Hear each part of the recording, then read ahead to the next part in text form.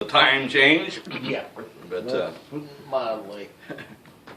again, thank you Thank you for your efforts to be here today. All right. Let's get her started today. Or, let me put it this way, in the language of Larry the cable guy, get her done. Get her done, right? Okay. All right. Going down spiritually. On October 3rd, 1999, a full airplane took off from JFK International Airport, New York, en route to flight to Cairo, Egypt. The final report of the National Transportation Safety Board concluded that a short time after takeoff, the relief first officer waited for the pilot to leave the cockpit and then disengaged the autopilot. He proceeded to move the throttle levers from their cruise power setting to idle, cutting the engines. Seconds later, the airplane began to pitch nose downward and descended into a free fall. What is happening here is once the pilot got done, the co-pilot started messing with the controls. In the final moments before impact, the horrified pilot dashed back into his seat and battled the co-pilot for control of the plane. The pilot pulled back on his controls, desperate to bring the nose of the plunging Boeing 767 up, while the suicidal first officer pushed his own controls forward to keep the jet in a lethal dive. The result was the tragic crash of Egyptian Air Flight 990 into the Atlantic Ocean south of Nantucket, Massachusetts. It killed all 217 people aboard.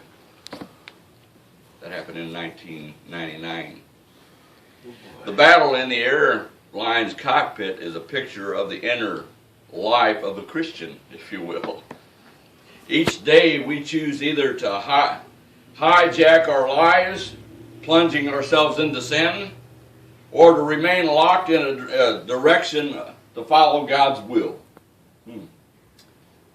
And first thing I can think of is Paul's battle over sin. We all battle with sin all the time, don't we? Every day.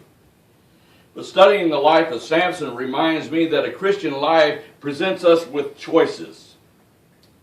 We have a choice either to follow God's way of life or not. I mean, God doesn't force us to follow His way, does He? He doesn't. So we have a choice. We as Christians are given an opportunity to choose which path we will go, we will take. God does not force any Christian to live a Christian life. Scripture reminds us that choosing to live a godly life is a life that will lead to a blessing. Choosing not to live a godly life or way of life, or choosing one's own course in life, can lead down a path toward destruction, just like the airplane on a nosedive. Moses reminded the children of Israel that they had a choice on how they could live their lives.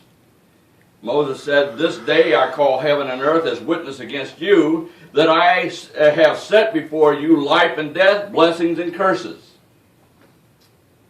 Now choose life so that you and your children may live in that you may love the Lord your God, listen to His voice, and hold fast to Him." In the New Testament, Jesus reminds us that there are two paths of life that one can choose.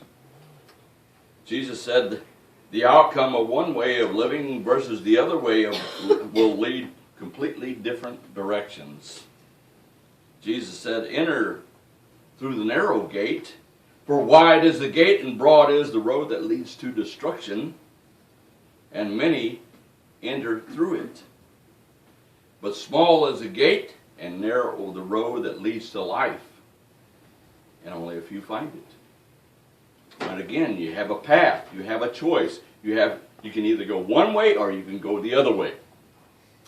Jesus tells us we have a choice in our lives. He tells us that we could enter the small gate to live a godly life or not.